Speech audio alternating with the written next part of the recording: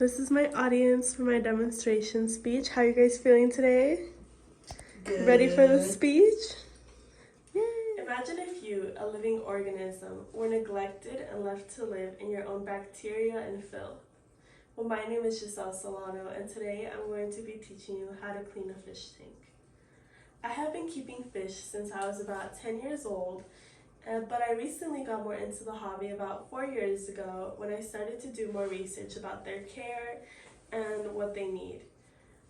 I think we've all been there. We want to fish at the fair, or we buy one at the pet store thinking that it's going to be an easy pet, but then you end up with a dirty fish tank and you don't know what to do. Well, today I'm going to teach you how to clean a fish tank by cleaning the glass, the water, and the filter media, which are the three most crucial elements. We want to always start with clean materials. We want to make sure that all of our materials have been rinsed thoroughly with water and we don't use soap or anything that can harm our fish. To clean the glass is pretty simple. We want to use a sponge-like material, and then we want to make sure that we get all the algae that is on our tank. So to do this, we're going to take our sponge and do circular motions inside the water, of course. Do circular motions and get all the algae on the tank. Now, I don't have any algae on here now because I just cleaned it, but for demonstration purposes, you want to make sure that you go up and down and side to side. And then after you're done cleaning the algae off the glass, you want to make sure that you get your fish net and scoop up any debris that could be left in there. Again, this has to be cleaned with just water. So after we've cleaned our glass, we want to make sure we take care of our water. To do this, we will be doing a water change. Now, for a water change, you want to make sure you always only do 25% of the water. Taking out more than 50% of the water could harm the fish and even cause possibly their death. So for this tank, 25% would be about here.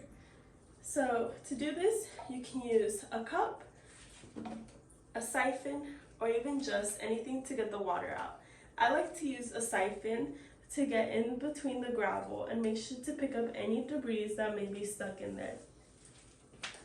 But for this instance, we're going to use just a cup and a small bowl.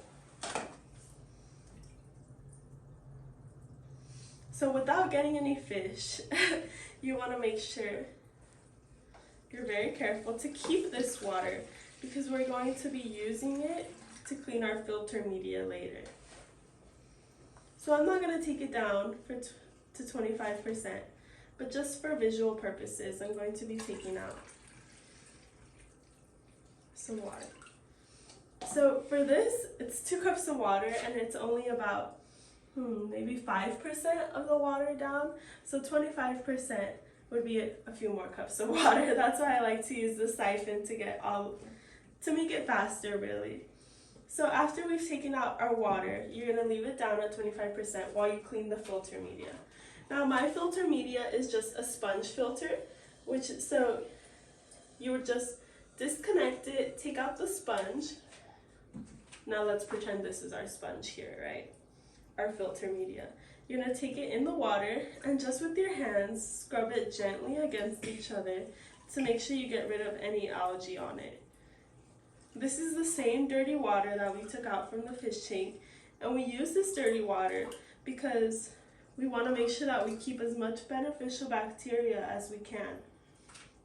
Now, we put our filter media back and we let the filter sit in there and do most of the work for us in cleaning up the debris. And after we have used that dirty water, we're going to dispose of it. It's very beneficial to use in your plants or in your garden. Fish waste is a natural fertilizer. But after we got rid of our dirty water, we want to make sure that we bring our clean water. Now this water has to be water that is purified or that you have used a dechlorinator on. We don't want to introduce any chlorine from our tap water into our fish tanks because again, this can be harmful for the fish. Now, after we have our purified water, we're going to put it back into the fish tank, making sure not to disrupt any plants or any of the fish, and bring it back up to the full level. So now that we have concluded my demonstration of how to clean a fish tank, you want to make sure that you also rinse any of the materials that you use so that they're ready for next time.